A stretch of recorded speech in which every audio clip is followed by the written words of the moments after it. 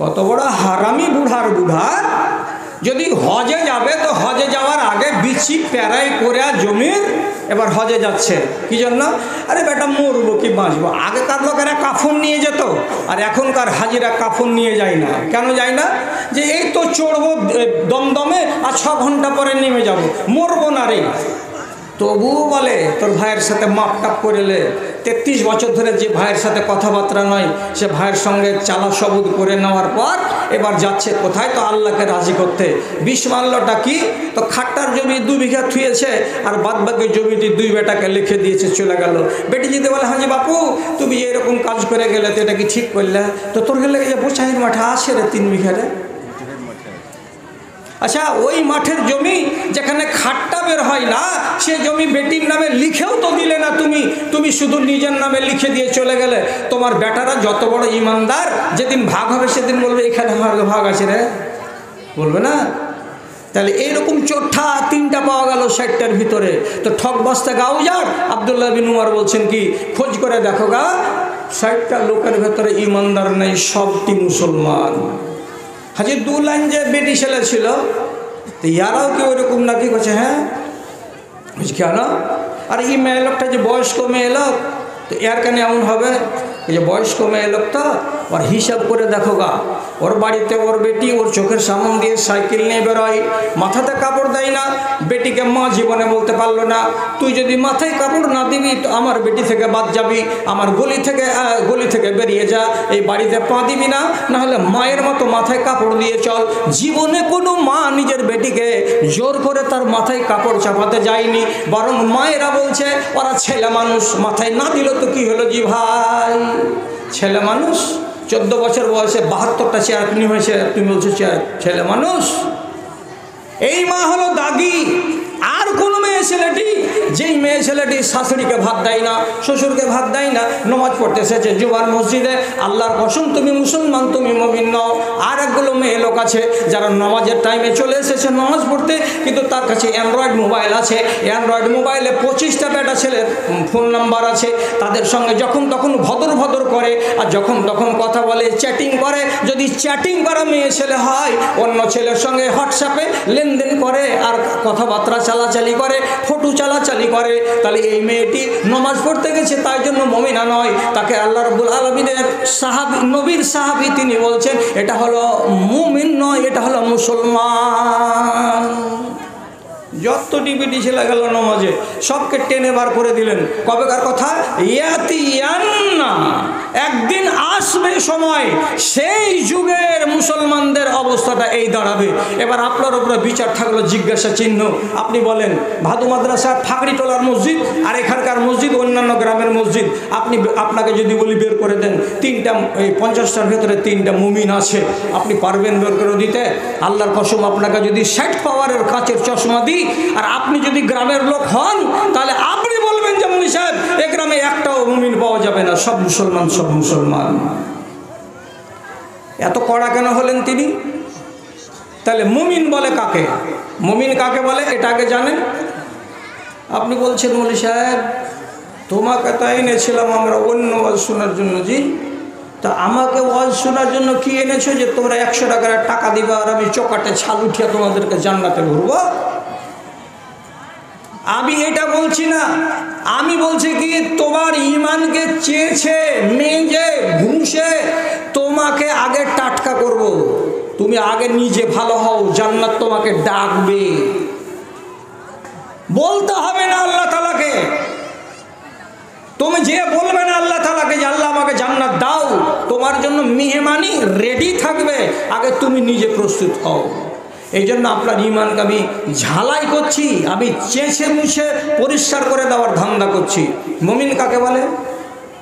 ভালো করে বুঝেন কথাটা। মুমিন কাকে বলে? তো রাসূলুল্লাহ বলছেন মাসালুল মুমিনে কাল ফারাসে ফি উখিয়াতিহি। একটা মুমিন কাকে বলা হয়? তো বলছে যেমন একটা লোকের ঘোড়া আছে, ঘোড়াটাকে দুবড়ি ঘাস ঘাসে বেঁধে দেওয়ার জন্য মালিক করল কি, একটা খুঁটা নিল এক হাতের এবং 30 হাত লম্বা একটা প্যারাশুটের দড়ি তার গলায় বেঁধে দিয়ে কোথায় বাঁধলো, তো মুদ্রি পুকুরের কিনারায় বেঁধে দিল। আর দেওয়ার পরে চলে আসলো বাড়ি। আপনি বলেন তো ঘোড়াটা যে চড়বে তো কতখানি দূর নিয়ে চড়তে পারবে ভাইজান? দড়িটা কত বড় ছিল? 25 হাত। তাহলে ঘোড়াটা চড়বে উত্তর দিকে কত দূর? 25, পশ্চিমে 25, দক্ষিণে 25, পূর্ব দিকে 25। একটু হ্যাঁ না বলেন, 26 হাত যেতে পারবে? পারবে না, পারবে না। কেন? ওকে সুতাতে বাঁধা আছে। এই সীমানার ভিতরেই তোমাকে চলাফেরা করতে হবে, এই সীমানার ভিতরেই তোমাকে ঘাস খেয়ে পেটটা ভরতে হবে, এই সীমানার বাইরে তুমি যেতে পাবে না। তো যেমন ঘোড়াটাকে সুতায় বেঁধে দিয়ে একটা চক্রের মধ্যে থাকতে বাধ্য করা হয়, ওই রকম একটা মুমিনকে তাকে তার চারিদিকে আল্লাহ রাব্বুল আলামিন বর্ডার কষে দিয়েছেন। দেওয়ার পরে বলেছেন, এই লোক তুমি যদি বর্ডারকে মানো তাহলে তুমি মুসলমান, আর বর্ডারের বাইরে যদি পা যায় তো তোমাকে মুসলমান বলা যাবে, তোমাকে মুমিন বলা যাবে না। আপনার সীমা করা আছে। কেমন সীমা? পায়খানা করবো কেমন করে? যে পশ্চিম দিকে মুখ করে বলছেন না, পূর্ব দিকে মুখ করে বলছেন না। পেশাব করবো কোন দিকে মুখ করে? বলছে উত্তর দিকে মুখ করো, দক্ষিণ দিকে মুখ করো। তুমি যখন সকালবেলায় জাগবে তো জাগার টাইমে তোমাকে উঠেই দোয়া করতে হবে, আলহামদুলিল্লাহিল্লাযী আহইয়ানা বাদা মা আমাতানা ওয়া ইলাইহিন নুশুর। দোয়াটা পড়ে আল্লাহর শুকরিয়া আদায় করতে হবে। যদি পায়খানা বাথরুমে গিয়ে তোমার হয় ঠিকঠাক হয়ে, তো পায়খানা হওয়ার পরে পেটের জ্বালা দূর হয়ে গেল, অশান্তি দূর হয়ে গেল, যেমনি বেরিয়ে আসবে গজুয়াদের মতো চুপচাপ আহ করে লম্বা শ্বাস ফেলতে হবে না, বরং কি বলতে হবে, আলহামদুলিল্লাহিল্লাযী আযহাবা আন্নিল আযা ওয়া আফানি। আল্লাহ তুমি আমার পেটের মলগুলোকে বের করে দিয়েছো, আমার জানটাতে আরাম করে দিয়েছো। আপনাকে এইভাবে বাধা আছে, আপনি সহবাস করতে যাবেন তাহলে আপনাকে দোয়া পড়ে যেতে হবে। আপনি যখন বিছানায় ঘুমাতে যাবেন তখন আপনার বিছানাটা কেবলার দিকে আছে না কেবলার উল্টো দিকে আছে সেটাও আপনাকে দেখতে হবে। আপনি বাস থেকে নামবেন, স্টেট বাস থেকে নেমে পিশাব করা লেগে গেল বলেই যেদিকে সেদিকে মুখ করে আপনি পিশাব করতে পারবেন না। আপনার সামনে খানা এলো, আপনি ল্যাব করে খানা খেতে লাগলেন। জবে করা আছে এই মাংসটা আপনি যে খাচ্ছেন, একটা হিন্দু হোটেলে বসে যদি খানাটা খান তাহলে আপনার মনকে আগে জিজ্ঞেস করবেন এ মাংসটা জবে কে করেছিল, মুসলমান না গায়ের মুসলমান। অত সহজেই কোনো জায়গাতে মুখে লাগিয়ে পুরে সেই মাংস খেতে যাবেন না। কেন? আল্লাহ রাব্বুল আলামিন আপনাকে আইন দিয়ে বেঁধে রেখেছেন, আইনের বাইরে পা রাখা চলবে না। যদি মেনে নেন হ্যাঁ আমি ইমানদার, আর যদি না মানেন মুসলমান। এখন আল্লাহ তাআলা নিজে বলছেন আমি আমার দিনকে হেফাজত করি। এক মিনিটের কথা বলে আমাকে বলে শোনা আগে। আসসালামু আলাইকুম ভাই, খানা এখন সামান্য কিছু বাকি আছে। যারা খাবার ইচ্ছুক তারা তাড়াতাড়ি যোগাযোগ করেন, নইলে আমাদের কর্মচারীগুলো যারা আছে তারা এখানে জালসা শুনতে চলে আসতে চাইছে। কাজে আপনারা যারা যাবেন খুব 2-4-5 মিনিটের মধ্যে চলে যাবেন। হ্যাঁ, আল্লাহ তাআলা বলছেন দেশকে রক্ষা করে কারা? ওই দেশের মিলিটারিরা। তা আমাদের মিলিটারি হলো বিএসএফ, বাংলাদেশের হলো বিডিআর। সব নিজের বর্ডারে খাড়া হয়ে আছে। ঢুকতে গেলেই আপনাকে বলবে এই কোথায় পাসপোর্ট দেখাও, অনুমতি থাকলে যাওয়া যাবে, না হলে যাওয়া যাবে না। তাহলে বর্ডারের হেফাজত করছে কে? মিলিটারি। আল্লাহর দিনের হেফাজত করছে কারা? তো যে দিনকে মানে এই মুসলমানদেরা। আর এই মুসলমানদের ইমানকে হেফাজত করবে কে? আপনার ইমানের হেফাজত করবে কে? আপনাকে মুমিন বানিয়ে রাখবে কে? তো রাসূলুল্লাহ বলছেন আমার যতগুলো হারাম আছে সমস্ত হারাম হলো আমার মিলিটারি। তোমার ইমানের চারিদিকে আমি খাড়া করে রেখেছি কাকে? আমার মিলিটারিকে। আমার মিলিটারিরা তোমার ইমানকে রক্ষা করবে তুমি যদি রক্ষা করতে চাও। বুঝতে পারলাম না মৌলভী সাহেব, বুঝতে পারলেন না? এই কোনাতে খাড়ো করা আছে একটা আল্লাহর হারাম, এর নাম কি? বলছে সুদ। এখানে খাড়ো করা আছে একটা মিলিটারি, এর নাম কি? বলছে এর নাম মদ। ওখানে একটা খাড়ো করা আছে আল্লাহর মিলিটারি, এর নাম কি? এর নাম জাদু। এখানে খাড়ো করা আছে, এর নাম কি? এর নাম শিরিক। এর নাম কি? এখানে খাড়ো করা আছে, এর নাম কি? তো এর নাম গীবত। এর নাম কি? এর নাম পরনিন্দা। এর নাম কি? এই নাম কি? এই করে আল্লাহ রাব্বুল আলামিন যতগুলো হারাম রেখেছেন ইসলামী শরিয়াতে, আপনার চারিদিকে খাড়ো আছে। আপনি জীবনে কোনোদিন বর্ডারের মিলিটারির সঙ্গে সাক্ষাৎ করার চেষ্টা করিয়েন না। ওকে পাওয়ার দেওয়া আছে, গুলি মেরে লাশ ফেলে দেবে, বিচার হবে না। অতএব আপনি যদি ইমানটাকে টিকাতে চান, তাহলে আল্লাহর মিলিটারি যারা আপনার ইমানকে হেফাজত করছে, তার সাথে যেন আপনার জীবনে মোলাকাত না হয়। যেদিন মোলাকাত হবে, জান যাবে না, ইমান যাবে, আপনি মুমিন থেকে মুসলমান হয়ে যাবেন। বুঝতে পারলাম না, পারলেন না? এই কোনাতে মিলিটারিটার নাম কি ছিল? তো যার নাম ব্যভিচার। রাত্রি 8টার সময় চলে গেলেন, হোয়াটসঅ্যাপের টাইম দেওয়া আছে, যখন আজান হবে তখন চলে আসবি এখানকার উমুকের বাগানে। চলে এলেন, একটা ছেলে একটা মেয়ে চলে আসলো। এরা নাপাক সম্পর্ক এবং অবৈধ সম্পর্ক করার জন্য যখন এরা মিলিত হতে গেল, যখন এরা এক জায়গাতে জমা হলো, অর্থাৎ একটা হারাম কাজের জন্য একটা নর আর একটা নারী একত্রিত হয়ে গেল, এটা হলো ব্যভিচারের প্রথম অংশ। আর এই ব্যভিচারের বাকি পর্ব বাদ আছে। আপনি একজন মুসলমান মুমিন হয়ে যখনই এই ব্যভিচার নামক মিলিটারির সঙ্গে আপনার মুলাকাত হয়ে গেল, আপনার ইমানের সত্যানাশ হয়ে গেল, আপনার ইমান হেফাজতে আর থাকলো না। মানতে পারলেন না? এই যে এত বড় বড় মৌলবি সব বসে আছে, একবার জিজ্ঞেস করবেন, আর না হলে বলেন যে মৌলবি তোমরা মাথা ঝুঁকাও, না হলে বিশ্বাস করবো না লোকটার কথা। কি করে? রাসূলুল্লাহ বলছেন, ইজা জানাল আবদ খারাজা মিনহুল ঈমান ওয়া হুয়া ইয়াতাহাল্লাকু আলা রাসিহি। যখন একটা ছেলে আর একটা মেয়ে অবৈধ উপায়ে আমের বাগানে গিয়ে, কিংবা কলেজের 3 তলায় বাথরুমে গিয়ে, কিংবা কোনো প্রতিষ্ঠানের ব্যাক সাইডে দেয়ালের আড়ালে যদি গোপন জায়গায় ছেলে আর মেয়ে একত্রিত হয়ে যায় জিনা করার জন্য, নবী করিম সাল্লাল্লাহু আলাইহি সাল্লাম বলছেন, সঙ্গে সঙ্গে এই ছেলেটির এবং এই মেয়েটির অন্তর থেকে ঈমানটাকে বের করে নেওয়া হয়। ঈমানটা মেঘের মতো তার মাথার সামনে উড়ে উড়ে বেড়ায়, আর ওখান থেকে ডাকে আর বলে, এরে জালিম কখন পাক হবি, এরে জালিম কখন এ কাজ থেকে দূরে আসবি। কেন? যেখানে থাকবে কাফের সেখানে ঈমান থাকবে না, যেখানে থাকবে ঈমান সেখানে কাফের থাকবে না। তুই যে কাজটা করছিস সেটা হলো বদ্দীনি, এটা হলো কুফরি কাজ। কুফরি যখন তোর শরীরে এসেছে তখন ঈমান তোর কাছে থাকবে না। এই জন্য আমি ঈমান বেরিয়ে চলে এসেছি। তুই যত তাড়াতাড়ি এখান থেকে সরে যাবি, যত তাড়াতাড়ি মেয়েটাকে ছেড়ে দিবি, দিয়ে আলাদা হয়ে যাবি, তারপরে তোরা যখন নিজেকে পবিত্র করে নিবি, আমি তত তাড়াতাড়ি তোর হৃদয়ের ভেতরে ফিরে আসব। আমার নাম হলো ঈমান। কেন? যে কুফর যখন থাকবে, ঈমান তোমার কাছে থাকবে না।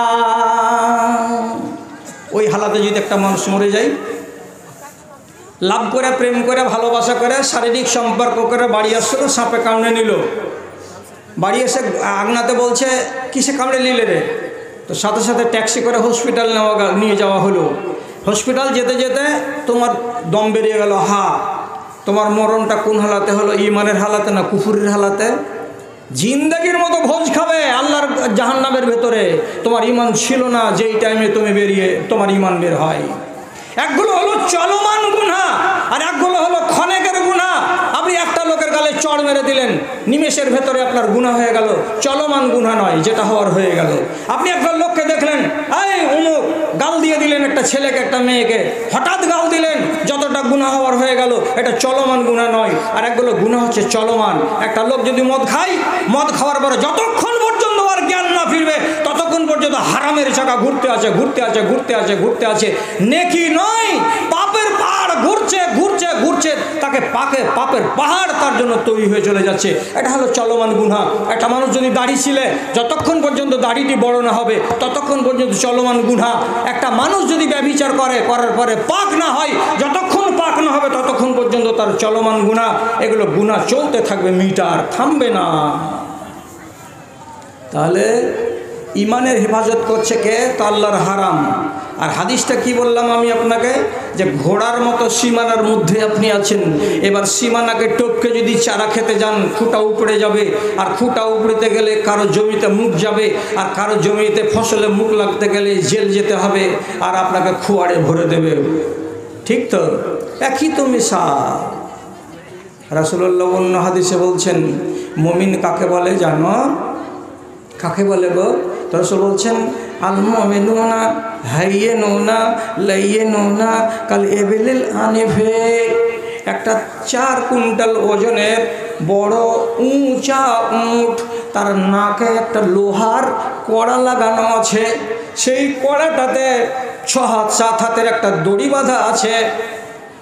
দড়িটাকে ধরে আছে কে? একটা 7 বছরের ছেলে। উটটা কত ফার্মা বারদার যে তার নাকে এই যে কড়াটা লাগানো আছে, তার জন্য সে তার মালিকের কথা ছাড়া ডানে যায় না বামে যায় না, মুখটাকে এমনি করে নাড়ানাড়ি করে না। বাচ্চাটা যদি তাকে পূবের মাঠে নিয়ে যায়, ফর্মা বারদারের সাথে পূবের দিকে হেঁটে যায়।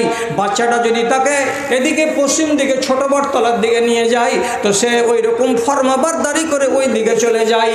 তো নাকে কড়া লাগানো উটটা যেমন মালিকের ফরমাবরদারি করে, জীবনে নাফরমানি করে না, তেমনি একটা মুমিন মুসলমান, তেমনি একটা মুমিন নারী কি হলো?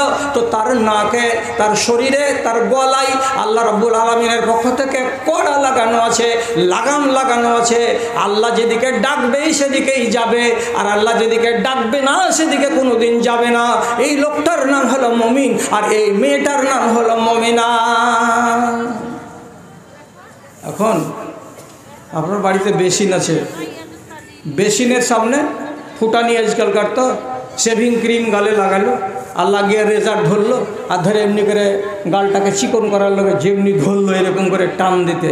তো টান দেওয়ার আগে আয়নাতে তো মুখটা দেখছো, একবার জিজ্ঞেস করো, ওই তোমাকে এইরকম করে রেজারটাকে লাগিয়ে তোমার গালের চুলগুলোকে টানতে নবীজি বলেছেন না বলেন নাই? যদি বলেন নাই, এটা নিষেধ আছে, তো তাহলে তোর গলার কড়াটা কুঁঠে গেল বেহুদা। একটা মেয়েকে জিজ্ঞেস করেন তোর কোখা কেন দেখা যায়? হাদিসে কি আছে যে তোর কোখা দেখা যাবে? একটা মেয়ে ছেলেকে জিজ্ঞেস করেন তোর গলা কেন দেখা যায়? এটা কি হাদিসে আছে?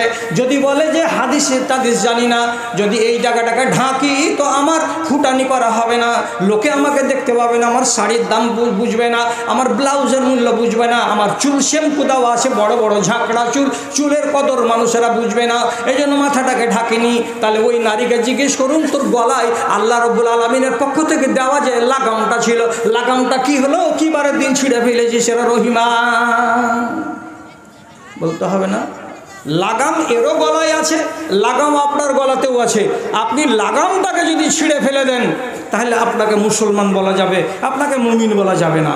এবার আপনি কিভাবে বাঁচবেন সেটা আপনার বিষয়। একটা বেয়াদবি কথা বলছি, সভাপতি 4-4টা, একটা সভাতে 4টা সভাপতি, 4টা সভাপতি বেয়াদবি মাফ করে দিবেন আমার প্রথমত, তারপরে পাবলিক। বর্তমান জামানায় আমি আমার চোখ দিয়ে দেখছি তো ধর্ম না মানা লোকের সংখ্যা আমি বেশি দেখতে পাচ্ছি। মানো তো মানো, না মানো তো না মানো। ধর্ম না মানা, হ্যাঁ কি আছে ওটা রে? এ ভাই উঠে এসো, তার উঠো উঠো উঠে এসো, উঠে এসো, এসো এসো দিকে এসো। দেখেন তো তাহলে ওই যে কাইলাটা দাঁড়িয়ে আছে এখানে, ওর গলাকে ধরে মাফলার সামনে ছেঁচড়াতে তোকে বাইরে যায়। তোকে এখানে কে ভিক্ষা করতে লেগেছে? তুই বাইরে হলে এখান থেকে সওয়ালি ঢুকে গেছে। হ্যাঁ সওয়ালি ঢুকে গেছে। কত বড় তোর কলেজ? আর এগুলা কি তোর মা তোর বহিন নাকি যে ঘাড়ে ঘাড়ে চড়ে বেড়াচ্ছিস?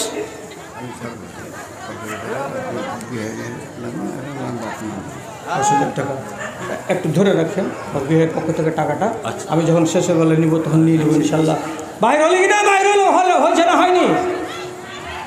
আর গলায় পায়ে দড়ি বাঁধা টানো ছেঁচড়ে বেড়াও। হারাম ঘরের কত টাকা ঋণ আছে যে রাতের বেলা এরকম করে মেয়ে ছেলের ঘাড়ের উপরে চড়ে চড়ে ভিক্ষা করে বেড়াচ্ছে? সাথে কি দুনিয়ার আলেমেরা বলছে যে এগুলা জালসা করা যায় নয়। হ্যাঁ, শালা দোলনা চলে আসছে, খেলনা চলে আসছে, এমনি করে যে ফিরকিতে ঘুরছে, তো 12 ছেলের মা তাও ফিরকিতে চড়ে ঘুরছে। হ্যাঁ হাই রে হাই রে হাই রে। আরে দেখেন আর কি কেমন বাজারটা গরম, যে কমসে কম 100টা ফকির আছে বাজারে, সবারই 1.5 লাখ টাকা করে ঋণ আছে, ঋণ শোধ করতে পারেন না। হ্যাঁ বলছিলাম, এই থেমে যাও, খালা গেল মা গেল, থেমে যাও, একটু থেমে যাও। কি বলেছিলাম কথাটা?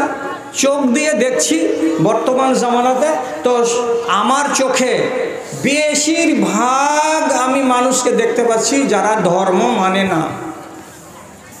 আপনি বলবেন এটা কথা বেশি হয়ে গেল, তার জন্য আমি মাপ চাইছি যে আমার কথাটা বেশি হয়ে গেল। এবার আপনি আমার সাথে সাথে দেখেন, তো দেখতে গেলে বোঝা যাবে, ফায়সালাটা তখনই পাওয়া যাবে। কি আমার কথা দিয়ে খেয়াল করেন, আবু তালহা সাহাবীর দোকানদারি চলছে রমরমিয়ে। কিসের দোকান? মদের দোকান। মদের। আবু তালহা কে? তো সাহাবী। কতটি দোকানে মাল আছে? এত বড় একটা ঘেইলা আছে, এতে কি আছে? আঙ্গুরের রস। এটাতে কি আছে? খেজুরের রস। এটাতে কি আছে? তো জবের রস। এটাতে কি আছে? তো কাঁচা খেজুরের রস। এইরকম করে করে সব রকমের রসকে জমা করে শরাব বানিয়ে 8-8টা 9-9টা ঘাইলাতে সাজিয়ে দোকানদারি করছে কে? তো আবু তালহা। এবার তুলে দিচ্ছে কে? একটা ছোট ছেলে, নামটা কি? তো আনাস। কেবল সাবালক হয়েছে। যে টাকা দিচ্ছে 1 দিরহাম 1 দিনার দিল, ওকে 1 গিলাস করে দিয়ে চলে আসলো, কখনো খেয়ে নিল, ওখান থেকে চলে গেল। দোকানদারি চলছে চলছে চলছে। হঠাৎ একদিন আয়াত নাজিল হলো সূরা মায়েদার। আয়াতটা কি? ইন্নামাল খামরু ওয়াল মাইসিরু ওয়াল আনসাবু ওয়াল আজলামু রিজসুন মিন আমালি শাইতান ফাজতানিবুহু। আয়াতটা যেমনি নাজিল হলো, নতুন বিধান আসমান থেকে যেমনি আসে, রাসূলুল্লাহ তখন করেন কি? একটা লোককে দিয়ে সারাটা এলাকায় খবর দিয়ে দেন। যেমন আগেকার যুগে কি হতো? ঢোল হতো, এরকম খবর। একটা লোক তখন এবার যাচ্ছে কি? বিএসবি মোড়ে একবার বলে দিল কি? হুরমাতুল খামরু।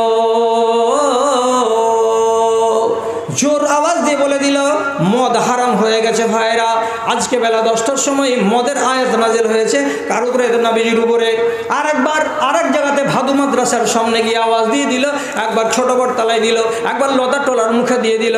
এরকম করে মেন জায়গাতে গিয়ে আওয়াজ দিয়ে দেয় এটা হয়ে গেছে, এটা হয়ে গেছে বলে। তখনই আবু তালহার বাড়ির সামন দিয়ে যাওয়ার কালে এই লোকটা, যাকে আরবিতে মুনাদি বলা হয়, সেই মুনাদি আবু তালহার বাড়ির সামনে জোর করে আওয়াজ দিয়ে বলছে হুরমাতিল খামরু, মদকে হারাম করে দেওয়া হয়েছে জীবনের মতো। যেমনি শুনলো, আনাস ছোট ছেলে গলিতে বেরিয়েছিল, আওয়াজটা শুনতে পেল, ভিতরে যেয়ে বলছে মালিক ব্যাপার খারাপ। কিরে বাবা? হচ্ছে রাসূলুল্লাহর উপরে খানিক আগে আয়াত নাজিল হয়েছে, তাতে বলা হয়েছে মদ আজ থেকে হারাম। আর যেমনই হারাম কথাটা শোনা সব লোক তো সামলে গেল। এবার মালিককে বলছে কি করবেন? এক একটা ঘাইলাতে 10 লিটার 20 লিটার করে মদ আছে। এই মদখানি সবখানি যদি বিক্রি করে দেওয়া যায় তো তাহলে কমসে কম 200 দিরহাম 300 দিরহাম টাকা হবে। আর এতটি মদ থাকতে থাকতে মদ হারাম হয়ে গেল। কি করবেন মালিক, কি করবেন? এইটির পরে আর জীবনে খেজুর ভিজায়েন না, এরপরে কোনোদিন আর কিশমিশকে ভিজায়েন না, এগুলো করা যাবে না। এখনো যা আছে জি 10-20 লিটার করে করে কি করতে হবে এবার? আপনি চিন্তা করে দেখুন। হযরত আনাস বলছেন, হযরত আবু তালহা বলছেন, আনাস বাইরে যাও, যে একটা বড় পাথর নিয়ে এসো। কি করবো? পাথরখানা নিয়ে এসে বলছে নিয়ে তো আই। পাথরখানা নিয়ে আসলো, আর নিয়ে আসার পরে এক একটা কলসির গলাতে, এক একটা কলসির পাছাতে যেমন ঠাই করে একটা করে বাড়ি দেয়, ঠাই করে একটা করে বাড়ি দেয়। কলসি ফেটে যায়, যতগুলো মাল ছিল সব চৌচির হয়ে বাইরে রোডে বহে যায়। একটা কলসি কেউ সহি সালামতে রাখলো না, ঝাঁপটাটিকে বন্ধ করে দিল, টেবিলকে উল্টে ফেলে দিল, সাইনবোর্ডকে উল্টে ফেলে দিল। আর দেওয়ার পরে বলা হলো কি? আজ থেকে মদের ব্যবসা হারাম, আর আমি মদের ব্যবসা চালাবো না। কেন চালাবো না? নবীজি বলেছেন, আল্লাহ তাআলা বলেছেন মদ হারাম। সময় নেয়নি, এত বড় ব্যবসা সঙ্গে সঙ্গে লাত মেরে দিলেন, টাইম নিলেন না। আপনাকে বলে চলেছি, যতদিন থেকে আমি ফারেক হয়েছি ততকাল থেকে বলে চলেছি নেশা হারাম, নেশা হারাম। আল্লাহর কোরআন বলছেন নেশা হারাম। আর দিনের দিন নতুন নতুন নেশা আসছে। গুটখা আছে, তিরঙ্গা আছে, মধু আছে, যদু আছে, ৮,০০০ আছে, ৫,০০০ আছে, আর কত রকমের কি আছে, আর আগামী দিনে আসবে, সব হারাম হারাম হারাম। কিন্তু আপনি বলুন, এতবার করে ওয়াজ করার পরে একটা ছেলে কেউ আমার কথা শুনেছে, শুনে কোনো আলেমের কথা শুনেছে, শোনার পরে তিরঙ্গা ছেড়েছে? হাত তুলে দেখান তো যে হ্যাঁ আমি ছেড়ে দিয়েছি। এত ওয়াজ করার পরে কোনো একটা মুসলমানের বাচ্চা আছে যে বলবে যে আমি খৈনি খাওয়া ছেড়ে দিয়েছি? আল্লাহর কসম এখন পর্যন্ত আপনারা ছাড়েননি। মিলান ওদের ইমানের সঙ্গে এই ইমানগুলোকে বর্তমান জামানার, তাহলে কি পেলাম? বেশিরভাগ লোক যারা আল্লাহর শরীয়তকে মানে না তারাই এই দুনিয়াতে আছে। মায়েরা, লাজের কথা বলছি, তোমরা আমার মা, তোমরা আমার বেটি, তোমরা আমার বৌমা, তোমরা আমার বোন, তোমাদের ইজ্জতকে রেখে হাদিসের কথা বলছি, আমাকে কেউ গালমন্দ করবে না। আমার দিকে দেখো, আমার দিকে তাকাও। কানা ফিল মাদিনাতে বাগিয়ুন, মদিনার মাটিতে একটা বেশ্যা বেটি ছেলে ছিল, একটা রান্ডি। সেই রান্ডি মেয়ে ছেলেটি টাকা পেতে গেলে যেই তাকে টাকা দেয় তার সাথে সে শরীর বিনিময় করে। একদিন একটা বেটা ছেলে গেল, যাওয়ার পরে কি ওয়াম্মাদায়াদহু ইলাইহা, একটা দিরহাম, একটা টাকা পকেট থেকে বের করে মেয়েটাকে দিয়ে বলছে, নে রে নে টাকাটা, আর নেওয়ার পরে ঘরে চল, তোর সঙ্গে শারীরিক সম্পর্ক কায়েম করব, আমি একটু আনন্দ করব। তুই তো টাকা নিয়ে মানুষের সঙ্গে প্রেম আলাপ করিস, কাজে আমি এই টাকাটা দিলাম, নে, আর নেওয়ার পরে ঘরে চল। যখন টাকাটা এমনি করে দিচ্ছে তখন মেয়েটি বলছে, মা ইয়া আব্দুল্লাহ, এ আল্লাহর বান্দা থেমে যা, থেমে যা, টাকাটা ধরে থাক, টাকা দিস না, ধরে থাক। তারপরে তাকাইছে হা করে, থামতে বলছি কেন রে? তখন মেয়েটি কি বলছে এবার, ইন্নাল্লাহ কাদ জাআ বিল ইসলামে ওয়া হাররামা হাযা, আল্লাহ রাব্বুল আলামিন আসমান থেকে এই ব্যবসাকে হারাম করে দিয়েছেন।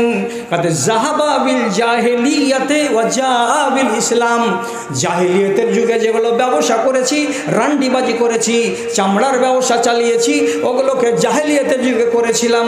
আল্লাহ তাআলা এই দুনিয়াতে ইসলাম এনে দিয়েছেন।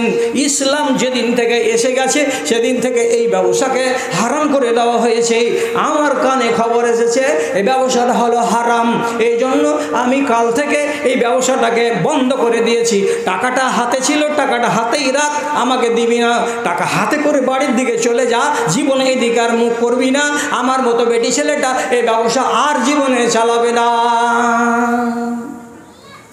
কত বড় নেককার বেটি গো, কোরআনের হাদিসের শরীয়তের কথা কানে গেল, তো ওর ব্যবসা যেটা ওর রুজি বন্ধ। এই লোকটা চলে আসছে, তো এই দিকে গেছিল, আবার বাড়ির দিকে যাচ্ছে, তো এই মনে মুখ করে এবার করে মনে হাঁটছে, আর ঘুরে দিকে তাকাইছে, এবার করে হাঁটছে, আবার এদিকে তাকাচ্ছে। এমন করে তাকাবার মানে কি? তো মন বলছে যদি আজ একবার বলি দেয় যে যখন আজ আসিস তো আয়, আর এরপর থেকে আসিস না। কিন্তু না, না যে বললো তো না, এবার এই মনে মুখ করে এই মনে তাকায়, এই মনে মুখ করে মনে তাকায়, বেখেলে হয়ে চলতে চলতে আর একবার হলো আশা বাহু বেজেদারে হায়াতিন।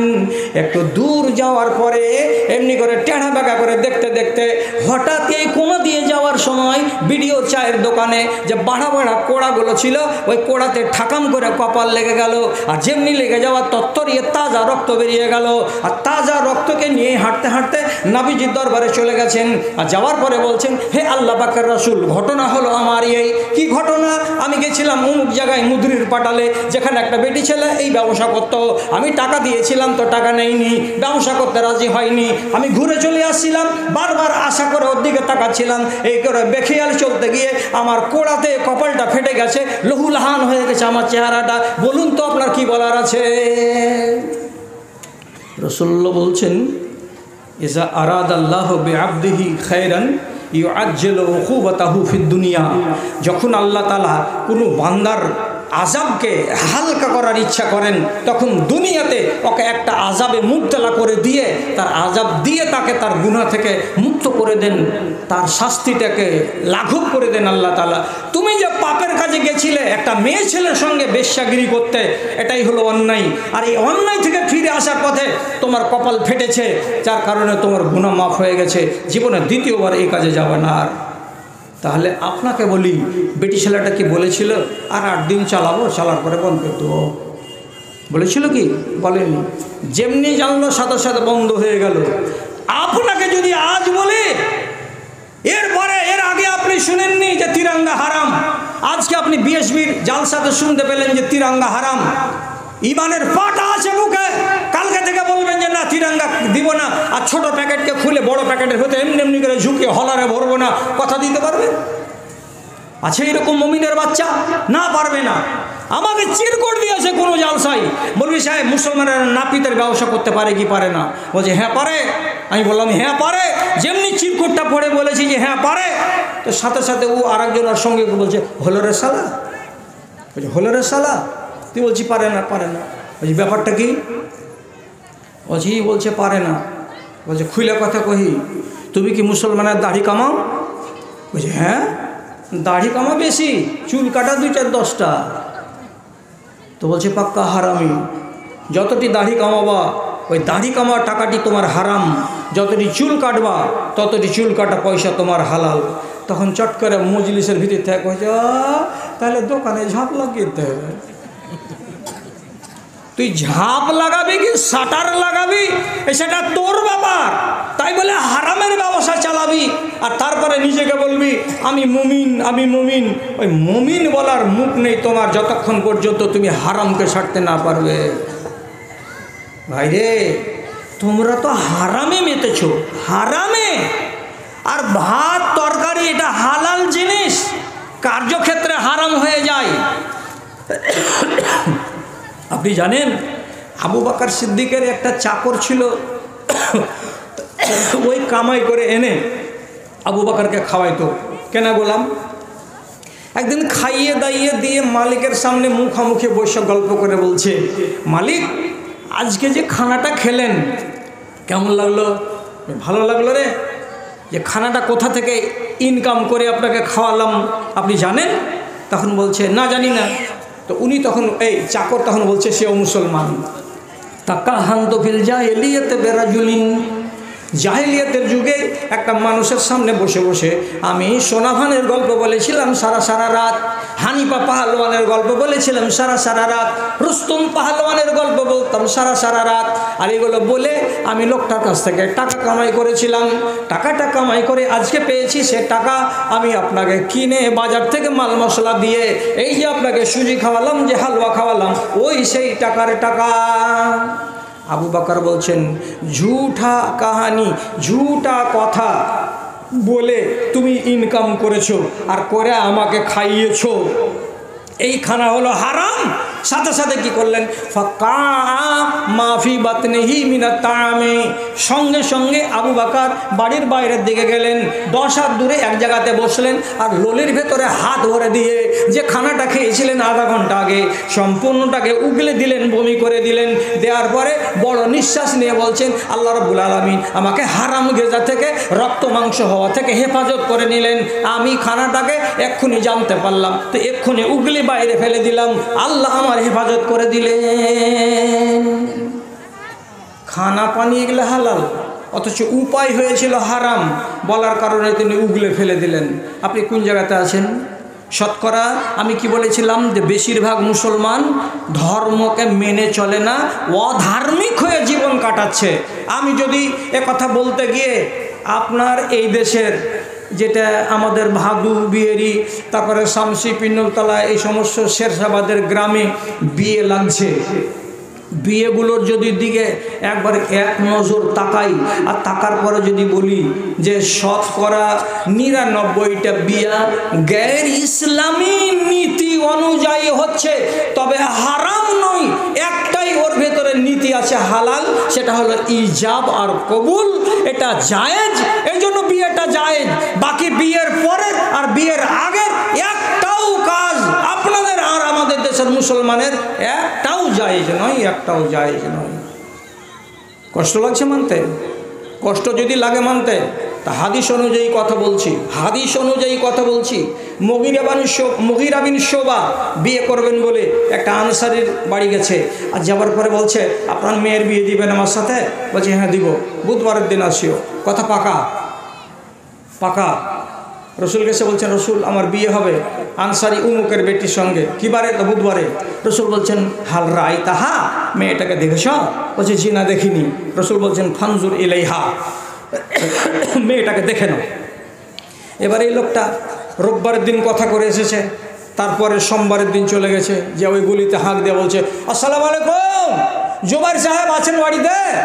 তখন জোবাইর বাইরে এসে বলছে, আরে বাবা, কালকে তো এসেছিলে, তোমাকে তো বললাম যে বুধবারে আসিও, তো ফের আজ চলে আসলে কেন? বলছে, একটা কাজে এলাম। কি কাজ? বলছে, আপনার মেয়েটাকে দেখবো। আর যেমন মেয়েটাকে দেখবো বলা, আর পাঁর আগুন মাথাতে উঠে গেছে। হ্যাঁ, তুই আমার বেটিকে দেখবি? বকাবকি করছে। বাড়িওয়ালি শুনতে পেল, গলিতে আওয়াজ।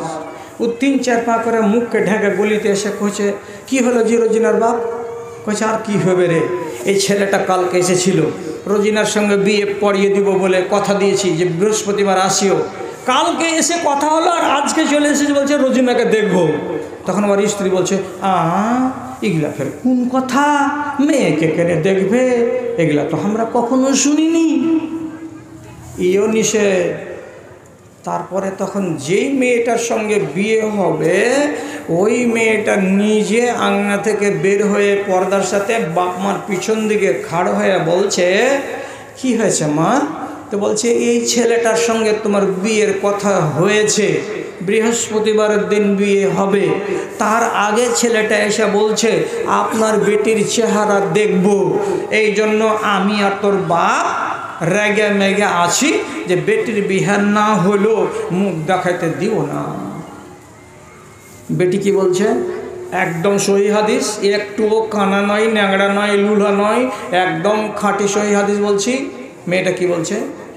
নিজের বাপার মার মাঝখানে খাড় হয়ে গিয়ে সম্বোধন করছে কাকে? তো জুয়ান ছেলেটাকে দিয়ে বলছে, লাও আমার আকান নাবিও আন্তানজোরা ইলাইয়া ফানজোর ওয়া ইল্লা ও হাররেজোকা হারাজা। এই জুয়ান ছেলে, তোমাকে যদি আল্লাহ পাকের নবী আমাকে দেখতে বলে থাকেন, তাহলে তুমি আমাকে দেখো। আর যদি নবীজি না বলে থাকেন, তাহলে খবরদার ধোকা দিয়ে আমাকে দেখিও না। আমাকে যদি ধোকা দিয়ে তুমি দেখে নাও, তাহলে পরে তোমার 12টা বাজিয়ে ছেড়ে দেব, তোমাকে আমি সত্যানাশ করে ছেড়ে দেব। আমার নাম মেয়ে, আমি তোমাকে হুঁশিয়ারি দিচ্ছি, খবরদার কান পেতে শোনো। লোকটা বলছেন, না, নবী আমাকে বলেছেন দেখতে। তখন গলিতে মেচে পেড়ে দিল, মেচে পেড়ে দিয়ে বসলো। বসার আগে সামনে মহিলা বসলো, মুখটা দেখলো। নাম কি? তো রোজিনা সুলতানা। বাপের নাম কি? তো ইয়াকুব আলী। আচ্ছা, ভালো, দেখা হয়ে গেল, বাড়ি চলে গেল। এর বেশি আর কোনো ছেলে দেখতে পাবে না। আবার যে বিয়ে করবে সেই দেখতে পাবে, ওর বাপও দেখতে পাবে না, ওর চাচাও দেখতে পাবে না, ওর বন্ধুও দেখতে পাবে না, কেউ দেখতে পাবে না। কেন পাবে না? যাকে তুমি নিয়ে গেলে বউটাকে দেখতে, ওর যদি পছন্দ হয়ে যায়, তুই যে চুলকাবি পরে, এটা হবে না। আরামের তরে ভালোবাসো যদি, আরামের তরে ভালোবাসো যদি, শীতল গাছের ছায়া, আখিরাত লাগি করো কিছু কাজ, ছাড়ো দুনিয়ার মায়া। প্রভুর শরণে ক্ষয় করে দাও তোমার দেহ আর মন, পথিকের বেশে হয়েছে তোমার এ ধরায় আগুন। সব কিছু ফেলে চলে যাবে তুমি, আসিলে মরণক্ষণ রে, আসিলে মরণক্ষণ। সাঁঝ সকালে এত ছুটাছুটি কেন বা কিসের নেশায়? সম্বল কিছু করো না জোগাড়, বসে আছো কার আশায়, বসে আছো কার আশায়? বিচারের দিনে পাশে দাঁড়াবে না কেউ তো আপনজন, পথিকের বেশে হয়েছে তোমার এ ধরায় আগমন। শূন্য হাতে এসেছিলে ভবে, শূন্য হাত চলে যাবে। ধন আর জন, গাড়ি আর বাড়ি, সবই পড়িয়া রবে রে, সবই পড়িয়া রবে। ছেলেরা তোমায় কবরে শোয়াবে, পরায় বস্ত্র সাদা কাফন। পথিকের বেশে হয়েছে তোমার এ ধরায় আগমন। সব কিছু ফেলে চলে যাবে তুমি, আসিলে মরণক্ষণ, আসিলে মরণক্ষণ।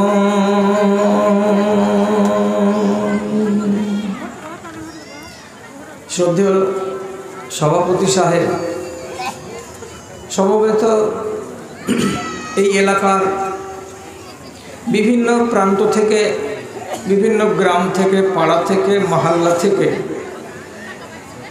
মসজিদের একরাশ ভালোবাসাকে বুকে নিয়ে ও ঈমানি জজবাকে সাথে নিয়ে উপস্থিত বিভিন্ন শ্রেণীর আমার ছোট ও বড়, ধনী গরিব, শিক্ষিত অশিক্ষিত ভাই ও বন্ধুগণ তথা মজলিসের এক পাশে শান্তশিষ্টভাবে আদবের সাথে বসে থাকা আমার স্নেহের মাতা ও ভগ্নীগণ, আমি আল্লাহ রাব্বুল আলামিনের সংক্ষিপ্ত স্তুতি বাঁধ গাইছি এবং তার শুকর গুজারি করছি যে এই জায়গায় দীর্ঘদিন পরে আবার আপনাদের সামনে মুখোমুখি হয়ে কিছু কথা বলার জন্য রব্বুল আলামিন সুযোগ করে দিয়েছেন। আপনারা বড় ভাগ্যবান আমার চাইতে বেশি, যেহেতু এসেছেন কষ্ট করে শোনার উদ্দেশ্যে, তখন একবার পুণ্য অর্জন করেছেন, আবার এখানে বসে বসে কষ্টকে সহ্য করে শুনছেন, আর একবার এক সুযোগ পেলেন। আপনি এই ভালো ভালো কথাগুলো ওলামায়ে দ্বীনের মুখ থেকে শ্রবণ করার পর সেগুলোকে যদি কিছু অংশকে স্বীকৃতি দিতে পারেন, তাহলে আপনি হলেন আক্কেলওয়ালা লোক এবং বিবেকবান লোক, সেটা কোরআনের ঘোষণা। এবং নিজেদের সচ্ছল অবস্থা অসচ্ছল অবস্থার দিকে লক্ষ্য রেখে সাধ্যমতো এই আল্লাহর ঘর মসজিদকে কিছু দান করলেন, করে আরেকটা সুযোগ গ্রহণ করলেন পূর্ণ অর্জন করার। সুতরাং একদিক থেকে নয়, চার দিক থেকে আপনি আল্লাহ রাব্বুল আলামিনের শুকরগুজারি করতে বাধ্য এবং তার নামাক হালালি করতে বাধ্য। তাই আপনাদের সবাইকে বলছি, একবার মুহাব্বতের সাথে আল্লাহ রাব্বুল আলামিনের একটুখানি নামাক হালালি করুন, একটুখানি কৃতজ্ঞতা জ্ঞাপন করুন, শুকরগুজারি করুন। যদি বলেন ঠোঁটটাকে নাড়িয়ে মুহাব্বতের সাথে আস্তে করে একবার আলহামদুলিল্লাহ। তারপরে তার আখেরি রাসূল রহমাতুল্লিল আলামিন, বিপ্লবী জননেতা জনাবে মুহাম্মদুর রাসূলুল্লাহ সাল্লাল্লাহু আলাইহি ওয়াসাল্লামের উপর শত সহস্র দারুদ ও সালাম নাজিল হোক। আল্লাহুম্মা সাল্লি আলাইহি, আল্লাহুম্মা বারিক আলাইহি। বিরাদারান ইসলাম, আপনাদের সামনে আমি আমার নিজের ধারণা মতে ঘন্টা থেকে 1.5 ঘন্টার সময়কে টার্গেট করে কথা আরম্ভ করলাম। আপনি যদি সঙ্গ দিতে পারেন আলহামদুলিল্লাহ, আর সঙ্গ দিতে না পারেন তাহলে খুব মিষ্টি তালে কেটে পড়বেন, হই হট্টগোল করবেন না। কেন যে আমি যে কথাগুলো আপনাদের সামনে বলতে যাচ্ছি সে কথাগুলো সত্যি সত্যি সহি হাদিস এবং আল্লাহর কিতাব থেকে আপনাকে আমি শোনাবো এবং বিষয় ভিত্তিক কথা বলবো। আমি বিষয় থেকে বাইরে এদিক ওদিক যাব না। আমি আপনাদের সামনে আজকে সূরা হুজরাতের 14 নম্বর আয়াত পড়েছি। সে আয়াতটাকে সামনে করে আমি যে কটা কথা বলছি আপনার দিমাগের কাছে একটা জিজ্ঞাসা চিহ্ন যাবে এবং সেই জিজ্ঞাসার জবাব আপনি তলাশ করবেন, আমি আপনাকে ওই জিজ্ঞাসার জবাব দেব না। সেটা হলো এই, আল্লাহ তাআলা স্পষ্ট করে একদল লোকের কথা উল্লেখ করে বলছেন, যেই লোকগুলো নবীজির খেদমতে এসে ধরুন রবিবারের দিন কলমা পড়ল, কি বলে? আশহাদু আল্লা ইলাহা ইল্লাল্লাহ ওয়া আশহাদু আন্না মুহাম্মাদান আবদুহু ওয়া রাসূলুহু। এই কলমা পড়ে নিতে গেলে একটা মানুষ মুসলমান হয়ে যায়। এবার কলেমা পড়লো রবিবারের দিন, সোমবারের দিন গত হলো, মঙ্গলবারের দিন গত হলো, চায়ের দোকানে বসে গল্প করছে আর 10টা ভাইয়ের সামনে। এই কে গল্প করছো রে? এত কথা বলছো কেন? কথা বলিও না, কথা বলিও না। কি গল্প করছে? ওখানে আরো 10 জন লোক আছে। তো বলছে আমরা এই 3 জন লোক রবিবারের দিন গেছিলাম নবীজির কাছে, আর যাওয়ার পরে ওইখানে আমরা মুমিন হয়ে বাড়ি চলে এসেছি। ভাষা বলতে পারলেন? মুমিন হয়ে বাড়ি এসেছি। আগে ছিলাম মূর্তি পূজক, আজকে 3 দিন হলো রাসূলুল্লাহর কাছে এই কলমা পড়েছিলাম, পড়ার পরে মুমিন হয়ে গেছি আজ থেকে আমরা। কলমা পড়ে দিয়ে দাবি করছে কি যে মুমিন হয়ে গেছি। এই দাবিটা কতখানি যুক্তিযুক্ত? আল্লাহ তাআলা আসমান থেকে আয়াত নাজিল করে নবীজিকে বলছেন, হে নবী এই লোকগুলোকে একটু বুঝিয়ে দেন। কি বুঝাবো? তখন এই আয়াতটা আসছে। কি আয়াত? যদি মুখে একবার বলো লা ইলাহা ইল্লাল্লাহ মুহাম্মাদুর রাসূলুল্লাহ, এই আয়াতটা পড়তে গেলে একটা মানুষ মুসলমান হয়। ওকে মুসলমান বলো, নিজেকে বলো আমি মুসলমান হয়ে গেছি, এটা ঠিক, কিন্তু খবরদার নিজেকে বলিও না আমি মুমিন হয়ে গেছি, আমরা মুমিন হয়ে গেছি, এই কথাটা বলা ঠিক নয়। মুমিন কেন বলছো? তো মুমিন কবে বলবো? মুমিন বলতে পাবো না? বলছে পাবে। কখন মুমিন বলবে? মুমিন বলার জন্য শর্তটা কি আল্লাহ তাআলা দিচ্ছেন? ইন তুতিউল্লাহ ওয়া রাসূলাহু লা ইয়ালিতকুম মিন আমালিকুম শাইআ। শর্ত দেখুন, যদি তোমরা এই লা ইলাহা ইল্লাল্লাহ পড়ে নেওয়ার পর 2টো কাজ করতে পারো। কি 2টো কাজ? যেগুলো কথা আল্লাহ রাব্বুল আলামিন বিধি নিষেধ হিসেবে তোমাদেরকে দিয়েছেন, সেটাকে যদি মেনে নিতে পারো, যেগুলো কথা আল্লাহ রাব্বুল আলামিনের নবী তোমাদের সামনে বিধি বিধান হিসাবে দিয়েছেন, সেগুলোকে যদি মেনে নিতে পারো, তাহলে পারে তুমি নিজেকে বলবে মুমিন। আর যতক্ষণ পর্যন্ত আল্লাহ এবং তার রাসূলের কথাকে মানতে পারবে না, ততদিন পর্যন্ত নিজেকে মুমিন বলবে না, ততদিন পর্যন্ত তোমরা মুমিন হতে পারবে না। আল্লাহর এবং আল্লাহর রাসূলের কথাকে মেনে নিতে হবে, তাহলে আমাকে মুমিন বলা যাবে। এবারে আপনি বলবেন হাজী মৌলভী সাহেব সব যে মুসলমান মুসলমান মুসলমান করছে, তো এইটা কি যথেষ্ট নয়?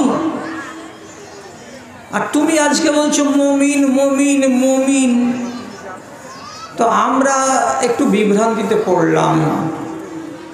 বিভ্রান্তিতে পড়বেন না, মাথাটাকে খোলাসা করে নিন। সূরা আরাফের ভেতরে আল্লাহ তাআলা এই মুসলমানদের 3টা কোয়ালিটি বর্ণনা করেছেন। 3 কোয়ালিটির মুসলমান এই মজলিসে আছে, ছেলে আর মেয়েদের মাঝখানে। কি কি 3 কোয়ালিটির? একগুলোকে আল্লাহ তাআলা বলছেন জালিমুন লিনাফসিহি। একগুলো মুসলমান যারা নিজের নফসের উপরে জুলুম করে। নিজের নফসের উপরে জুলুম করা মানে কি?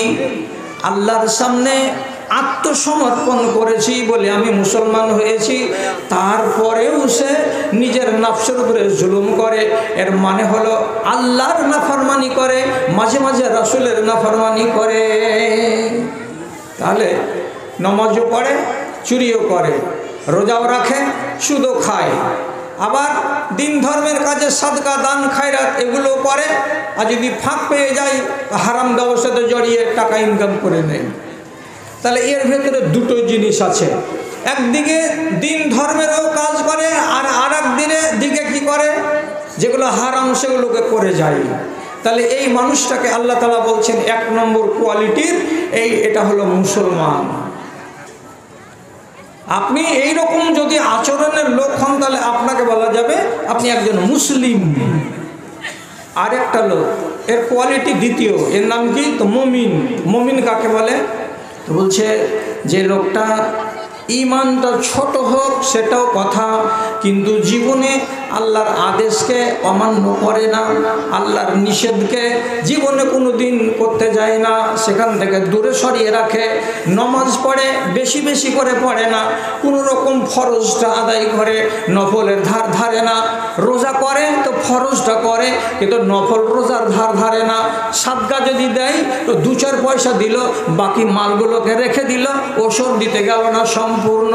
যদি জাকাত লাগে তো দিল 500 টাকা, লাগবে তাকে 5000 টাকা, কিন্তু দিল অল্প করে দিয়ে বাকিকে হজম করে রেখে দিল। এইরকম লোকটা, যেই লোকটা নফল করে না কিন্তু ফরজকে ছাড়ে না, আর ফরজ যদি করে তো অল্প অল্প করে করে, জান বাঁচা করে করে, তাহলে এই লোকটার নাম হলো মুমিন। নামাজ পড়ি, দান খায়রাত করি, বেশি বেশি করি না।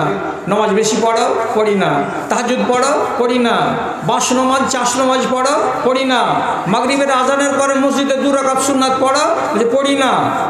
তাহলে নফল নামাজ আমার কাছে নেই, এমন পর্যন্ত আমি বলছি সুন্নাতে মুআক্কাদা 12 রাকাত, মন হলে তো পড়লাম, না হলে চলে গেলাম। তাহলে এই মানুষটা হারাম কাজে, চুরি করি না, ডাকাতি করি না, রাহাজানি করি না, পরনিন্দা করি না, সুদ খাই না, মদ খাই না, ধান্দাবাজি করি না। তো তাহলে মানুষটা হলো হারামকে বর্জনকারী এবং আল্লাহর আদেশকে পালনকারী, কিন্তু এর ভেতরে নফল বলে কোনো জিনিস নেই, শুধু ফরজগুলো আছে। এই মানুষটার নাম হলো মুমিন। আর একটার নাম হলো মুহসিন। মুহসিন কাকে বলে? ও আল্লাহর আদেশ সবটি মানে, নিষেধগুলোকে মানে, কিন্তু নমাজ পড়ে আবার জি ভরে না। রাতের বেলায় রাত 4টাতে উঠে 11 রাকাত নামাজ পড়েছে, ফজরের 4 রাকাত পড়েছে, যেমনি বেলা 8টা হলো আবার 4 রাকাত বাঁশ নামাজ পড়লো, চাষতের নামাজ পড়লো, তারপরে জোহরের আগে 2, 4, 6, 8 রাকাত সময় পেলে তো মেরে দিল, তারপরে 12 রাকাত সুন্নাতে মুআক্কাদা পড়লো, তারপরে মাগরিবের পরে আজানের পর 2 রাকাত সুন্নাত নফল পড়লো, এশা নামাজের পরে তাহাজ্জুদ বিতর পড়ার আগে 2, 4 রাকাত আবার নামাজ পড়ে দিল। তাহলে নফল নামাজও বেশি পড়ে। রোজার বেলা রোজা কতটি করলো? রমজানের রোজা করলো, তারপরে শওয়ালের 6টা করলো, তারপরে আরাফার রোজা করলো, তারপরে মুহররমের 2টা 9 আর 10 রোজা করলো, তারপরে প্রত্যেক সোমবার আর বৃহস্পতিবারের রোজা করলো, তারপরে 13, 14, 15 এই 3টা বীজের রোজা তাকেও পালন করলো। তাহলে নফল রোজাও করে যাচ্ছে, নফল নামাজও পড়ে যাচ্ছে, আর যেটি ওয়াজিব ছিল তার উপরে যাকাত, তারপরে এগুলো দিয়েও আবার যখন তখন 10 টাকা, 5 টাকা, 20 টাকা, 30 টাকা করে দিতেই থাকছে। এই বেশি বেশি করে আমল করছে। আর কি করছে? মানুষের সঙ্গে রহমকরণ করছে। কেমন? তো বলছে এর নাম হলো ইহসান। ইহসান করার মানে হলো নমাজে খাড়ো হচ্ছে, তো ও নিজেকে বলছে আমি মনে মনে বলছি এটা আমার শেষ নামাজ, আর এশারের নামাজ পাবো কিনা আল্লাহ জানে। এত খালেস নিয়তে দাঁড়াচ্ছে। আর কি করছে? এই মহিলা আর এই ছেলে বা পুরুষ যখন ও ইবাদত করতে যাচ্ছে, তো তার আগে ইহসান কথাটাকে মাথায় রাখছে, অর্থাৎ মায়ের প্রতি বাবার প্রতি জুলুম নয়, প্রতিবেশীর প্রতি অবিচার নয়। এমন পর্যন্ত কি ব্যবসা করতে গিয়ে কোনো মানুষ যদি বলে ভাই আপনার পটলের দাম হলো 22 টাকা, তো 2 টাকা খুচরা নাই জি ভাই, তো আপনি বললেন যাও, নাই তো নাই, তোমাকে ছেড়ে দিলাম, চলে যাও। আপনি লেনার দেনার বেলাতেও আপনি এতটা ইহসান করেন এবং উদারতা দেখান। আবার নবীজি বলছেন এই লোকটা যদি গরু ছাগল ভেড়া বকরি জবে করে, তো জবে করার কালেও সে তেজ চাকু তেজ হাঁসুয়া দিয়ে গরু ছাগল বকরি মুরগিকে জবে করে যাতে তার কষ্টটা কম হয়। তাহলে এই মানুষটা সর্বত্রই ইহসান করে মানুষের সাথে, জীবের সাথে, প্রাণীর সাথে, এবং নামাজ পড়ার করে আল্লাহ রাব্বুল আলামিনের সাথে। এই মুসলমানটার কোয়ালিটি আল্লাহ তাআলা বললেন এর নাম হলো মুহসিন। এবার যারা মুসলমান হয়ে মারা যাবে তারা ডাইরেক্ট জান্নাতে যাবে তার গ্যারান্টি নাই, তবে মুমিন হয়ে যারা মারা যাবে, মুহসিন হয়ে যারা মারা যাবে তারা ডাইরেক্ট জান্নাতি। এরাকে ইনশাআল্লাহ জাহান্নামের মুখ দেখতে হবে না। তফাৎ বুঝতে পেরেছেন? মুসলমান হয়ে বাঁচা আর মুমিন হয়ে বাঁচাতে তফাৎটা কি? এখন পোস্টমর্টম তো করবো আপনার আমি, কেন যে আমার বিচার কে করবে? আমি তো বাপের জমিদারি থেকে কথা বলবো না, আপনাকে যেটা কথা বলবো কোরআন এবং হাদিসের কথা বলবো। এখানে আপত্তি ঠেকতে গেলে ভাদু মাদ্রাসা দিয়ে ফাইসালা চাইবেন, এই এমন কথা নবী বললেন কেন? কথা শুনুন, আমি আপনাকে বলছি দাদা আমার, একদম কথাগুলো যে লাগবে আপনাকে গিয়ে না, তো আপনি বরদাস্ত করতে পারবেন না যে এগুলো কেন শোনাতে আসলা তুমি আমাদের কাছে। আব্দুল্লাহ বিন উমর রাদিয়াল্লাহু তাআলা আনহু তিনি হাদিসটা বয়ান করছেন, কি বলছেন? লাইয়াতিয়ান্না আলান নাসে জামানুন ইয়াজতামিউনা ফিল মাসাজিদে ওয়া লাইসা ফীহিম মুমিনুন। একটা দিন চলে আসছে মানুষের সামনে, সেই দিন মসজিদে উপর তলাতে 2 লাইন মেয়ে ছেলে নামাজে হাজির হবে এবং নিচু তলাতে 4 লাইন নামাজি হাজির হবে। নিচে পুরুষ লোকেরা 4 লাইন আর উপর তলাতে মেয়ে ছেলেরা 2 লাইন, 6 লাইন ভর্তি মসজিদে নামাজিরা নামাজ পড়লো। কিন্তু আব্দুল্লাহ বিন উমর বলছেন এতটি নামাজি নামাজ পড়লো এই মসজিদের ভেতরে, কিন্তু তিনি তাজ্জব কথা বলছেন কি লাইসা ফীহিম মুমিনুন, এদের ভেতরে 50টা মেয়ে ছেলে নামাজি ছিল, একটাও মুমিন নয়। এরা বেটা ছেলে 200টা ছিল, এরা একটাও মুমিন নয়। এরা কেউ মুমিন নয়, অথচ এরা নামাজে এসেছে। সব বাদ, সব বাদ। এটাই মসজিদ নেন না, ব্যাংক মোড়ার মসজিদ, মাগরিবের টাইমে 400-500 লোক হচ্ছে, ফজরের টাইমে 250 লোক হয়ে যাবে। আব্দুল্লাহ বিন উমরের হাদিস অনুযায়ী বলছি, একদিন আসবে সেই জামানার লোকেরা মসজিদে জমা হবে নামাজের জন্য, কিন্তু তুমি দেখো একবারে সত্য কথা, এদের ভেতরে একটাও মুমিন নয়, এদের ভেতরে একটাও মুমিন নয়। কপালে হাত, আল্লাহজি নমাজ পড়তে এসেছে জাড়ের দিনে, কনকনে শীতের দিনে, ওযু করেছে ঠান্ডা পানিতে, আর তার আগে বলা হচ্ছে যে এরা মুমিন নয়। মুমিন নয় মানে কি?